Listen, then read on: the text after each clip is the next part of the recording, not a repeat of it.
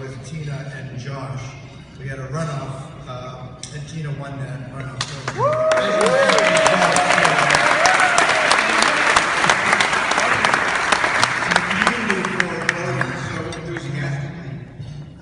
So Tina, come on up and class speaker Tina Chadwick.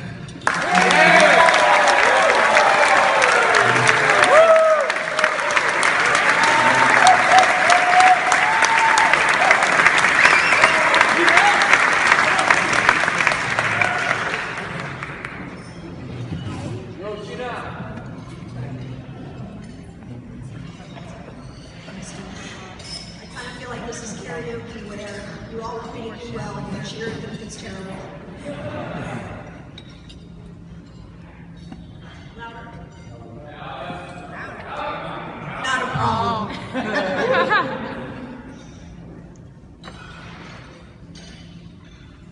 Testing.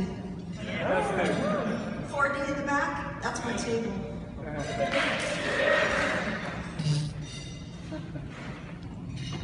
Thank you guys for the vote of confidence, by the way.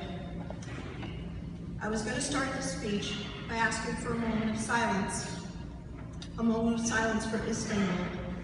A moment for Orlando, Paris, Pakistan, Iraq, Cameroon, Somalia, Nigeria, Turkey, Brussels, and for many more moments of silence, Syria. The full list of places needing it would have us in silence for a very long time. But silence is not what we need at all. For what we are now equipped for and have a responsibility to address are all the moments after silence. I got good advice from a lot of you for tonight. Be authentic, be you, and decide what you want to say for all of us. So here it is. Be authentic, be you, and decide what you want to say for all of us. Find your voice. Here is how I found mine. For the majority of you who have never been pregnant, there are a few universal symptoms: tired, nauseous, dizzy, headache, and a hunger for weird things. My symptoms are so strong, I wondered how anyone had a second child. A morning in my third trimester, I woke up with double vision. My eye was stuck inward and wouldn't uncross. After a 2-sentence conversation with my doctor, I found myself in an MRI tube. A technician handed me scans, and this is what he said. And this is all he said. Just keep your neurologist appointment for tomorrow. Remember all those pregnancy symptoms? They're the very same for a brain tumor. Mine was right at the brainstem and very tricky to get to. I began a race against time and nature. I still had 6 weeks of my pregnancy, but if the tumor grew much more, it would cut off the blood supply to my brain. Luckily, my little girl decided to come early. I needed a full anesthesia C-section delivery. If the anesthesia reached her before they got her out, it would be very bad. I lay on a very, very, very cold metal table, visibly shivering, kind of like class. And there were 12 people buzzing around in a flurry. The doctor got in position. I could feel the light pressure of her scalpel on my abdomen. She locked eyes with the anesthesiologist. Everyone stopped moving. He told me to count backwards from 10. As I said 8, the pressure of the scalpel increased. Elizabeth was out in 36 seconds and saved my life. I was out for another 4 hours and woke up a mother with a brain tumor. 6 weeks later, I was in another hospital room with 2 brain surgeons for 8 hours. I woke up with, go figure, a massive headache. I also had an eye patch, a feeding tube, and now walked with a cane. Over 9 months of recovery, I had to learn a few things all over again. One of those was how to speak.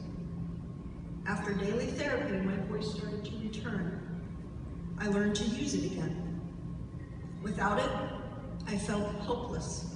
I could not express myself. I could not comfort Elizabeth. It was hard to participate in my own life. As my voice returned to me, I vowed I would never take it for granted and that I would use it. And as all of you know, I do, often. I want us all to do that, to use our voices. The first thing we learned about speaking is to know your audience. I'd like to ask a few people to stand up. Halil, Juanjo, Toshi, please stand. Nicole, Eldad, Jonathan Aiken, Aruna, and Matt Olgate. Please stand. How would you define this audience? I see bankers, a lawyer, a marketer, a doctor, engineer, educator. I also see a new father, a mother, husbands, friends, neighbors. I see women, men, human beings. Now look again.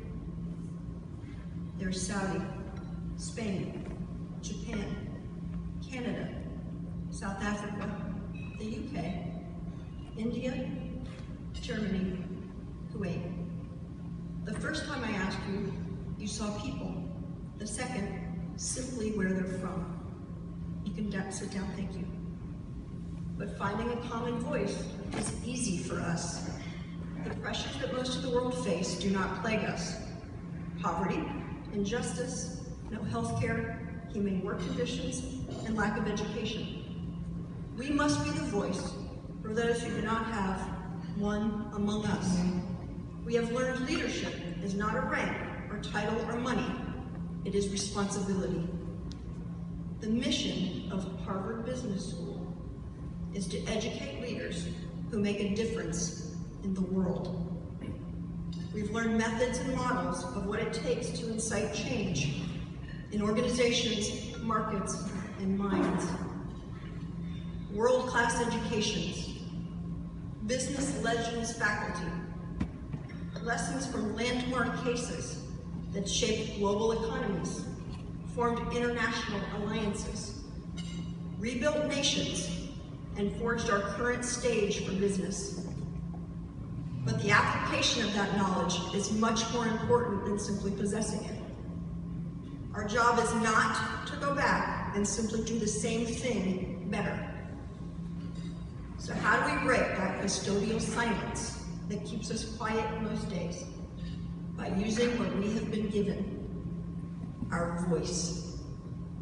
Let it reverberate in our factories, in our laboratories, in our think tanks, in our farms, courtrooms, boardrooms, and our voting booths. We didn't finish something tonight, we've only just started.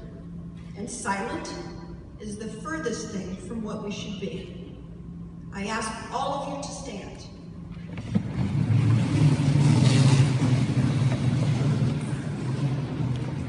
$155 of us from 34 countries, but one planet.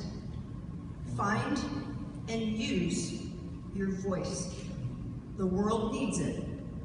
Now let's hear it. Thank you.